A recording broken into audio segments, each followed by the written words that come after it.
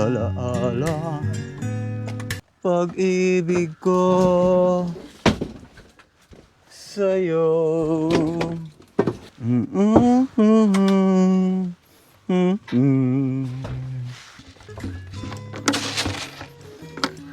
Pag-ibig ko ito.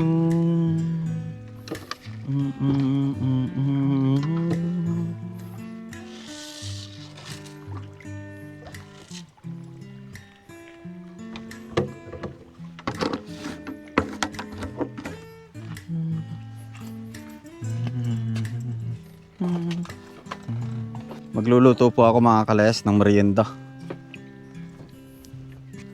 Are mga kalayas, ube.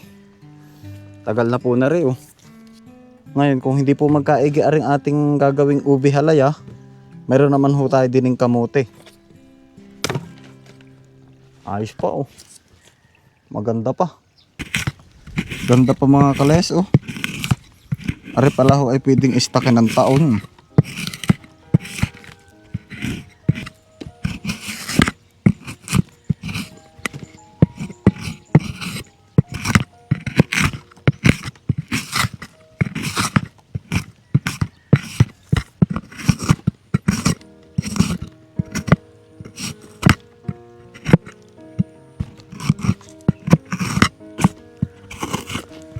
Namiss ko ulit magluto episode dito mga kalayas. Kaya ito gagawa ho tayo ngayon ng mga luto ulit. After nating mag general cleaning, luto naman din eh.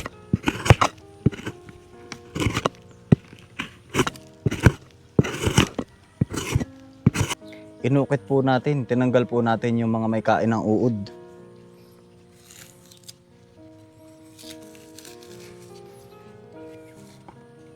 Hati-hatiin ko na po are para madali siyang maluto.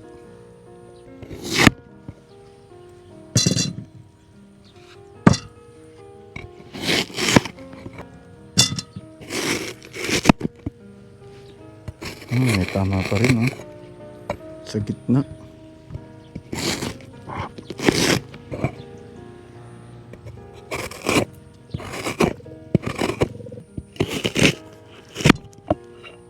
May mga tama ang gitna oh.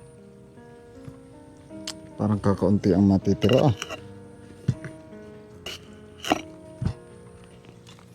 Are, itatanim natin oh.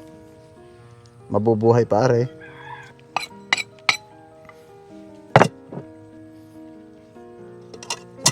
Parang nagbabadya ang panahon.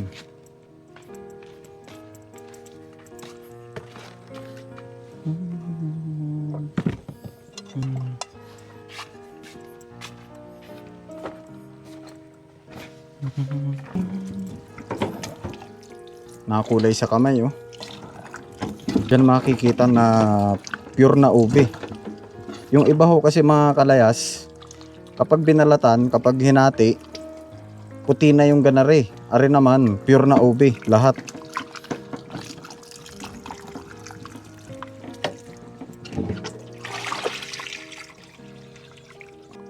Lalaman lang natin are mga kalayas.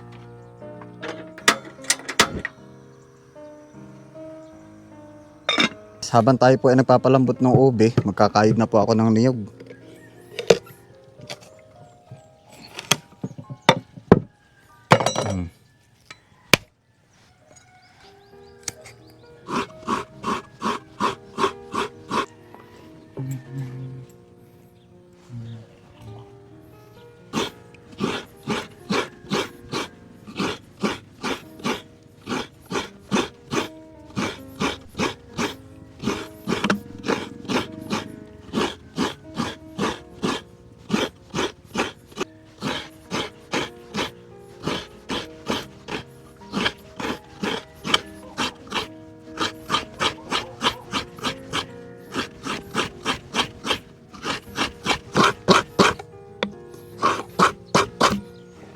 Okay na mga kalayas.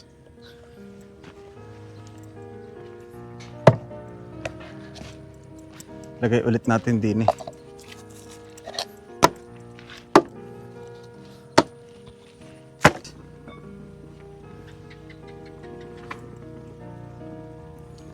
Okay na.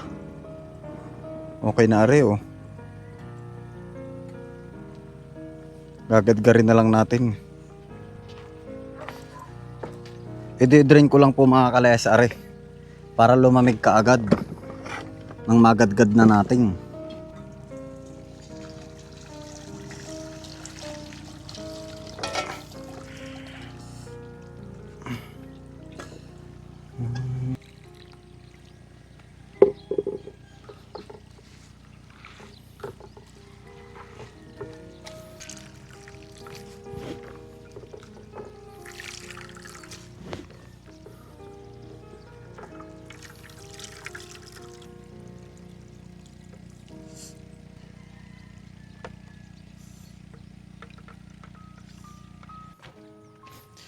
Gagadgarin ko na mga kalayas.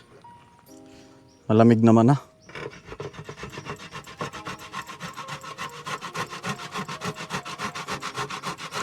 Ito mga kalayas, hindi ko po niluto ng sobrang lutong-luto. Gawa ng gagadgarin pa nga po natin ari. Ari mga kalayas, paraan ko lang po ng pagluluto na rin. Medyo mainit pa. Pero kaya naman na.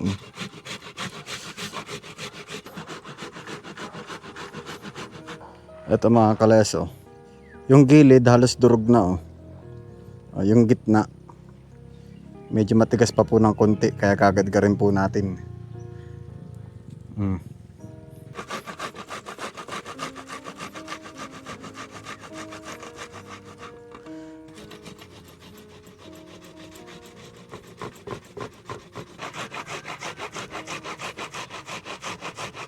Dami din pala na rin mga kalayas oh. Yan, pinong-pino oh.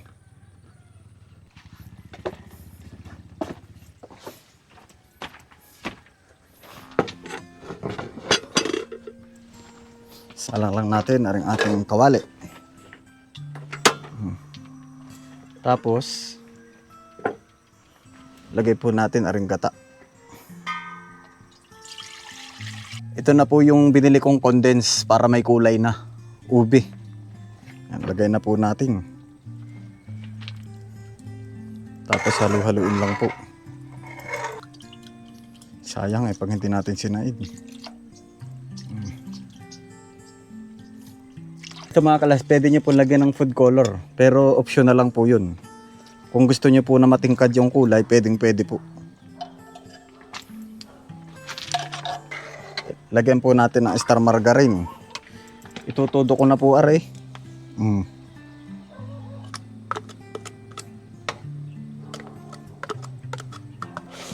Lalagyan ko po ng asukal. 2 cups.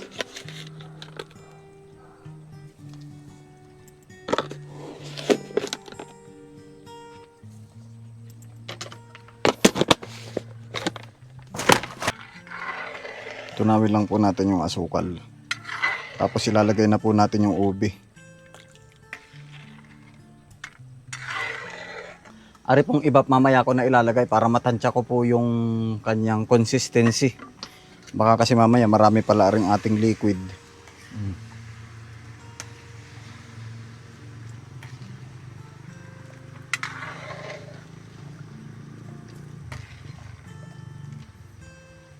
Lagay na natin ari.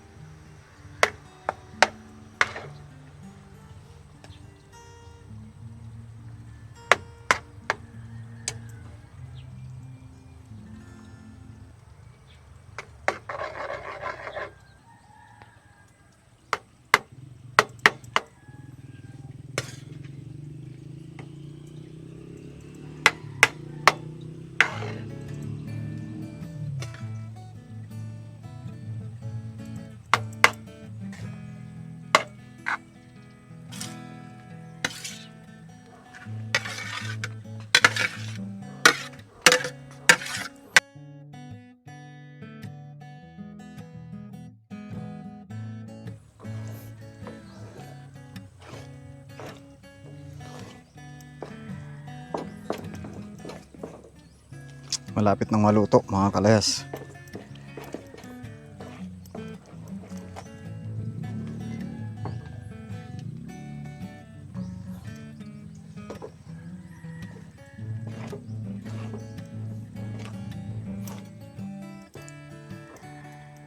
In-inin lang natin mga kalayas yung malapit na ari oh. Hindi na natin magagamit aring gatas, aring evaporada. Sakto lang po yung gata natin. Ari naman, pang balance lang mga kalayas. Kung kulangin tayo sa gata, ito ang idadagdag natin. Sakto naman na oh. Maganda na yung consistency niya oh. Tapos ito mga kalayas, dinagdagan ko po ng asukal. 1/2 cup. Tikman po natin.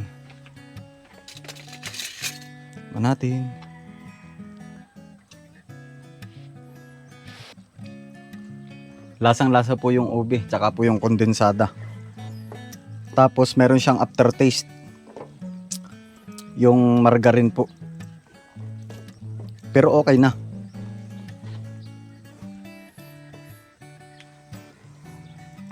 Sa tingin ko mga kalas ay okay na are. Anong obserbasyon po ninyo? Pwede na kaya? Na ay medyo ano na siya sticky na oh. Pagka ho ari lumamig, titigas pa yan. Kung nilagay pa natin mga kalas yung evaporada, malambot na ho ari. Ari sakto lang. Bango. Kung laang hunalusot aring ubi natin sa screen, ay kayo po ay pagbibibigyan ko kahit tigkakaunti. Para humatikman ninyo aring akin luto. Tikman pa ulit natin.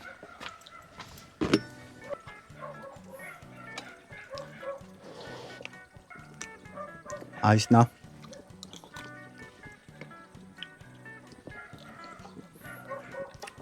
Lambot mga kalayas. Ang ganda ng texture.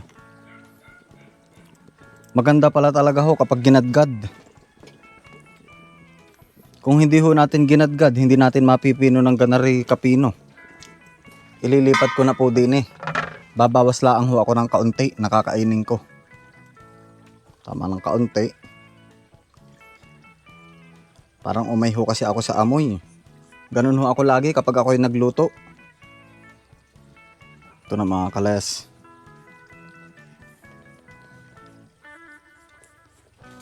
Sakto lang po yung kanyang texture oh.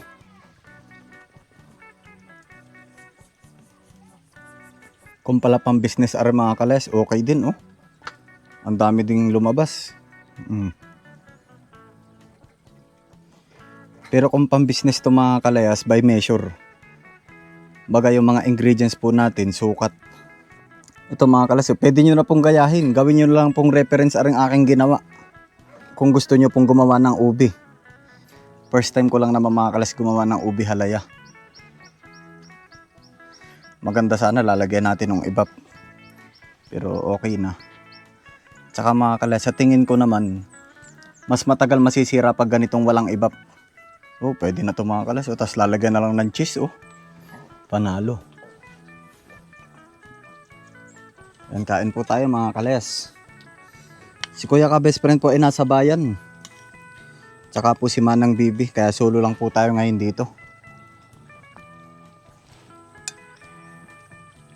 Pwede na mga kalayas. Masarap din no. Okay na rin yung texture mga kalayas oh. Hindi ka agad siya basta-basta nahuhulog oh. Iuuwi ko na po are. Yun, bili na po kayo ng ube. Ayun, na sigurado mag-i-enjoy na naman ho na rin ang inay tsaka itay, tsaka yung mga kapatid ko. Pagdating ko po sa bahay, siguradong unang-una ho magtatanong sa akin si nanay. Sasabihin ho nun sa akin, anong iyon niluto, anong pasalubong mo.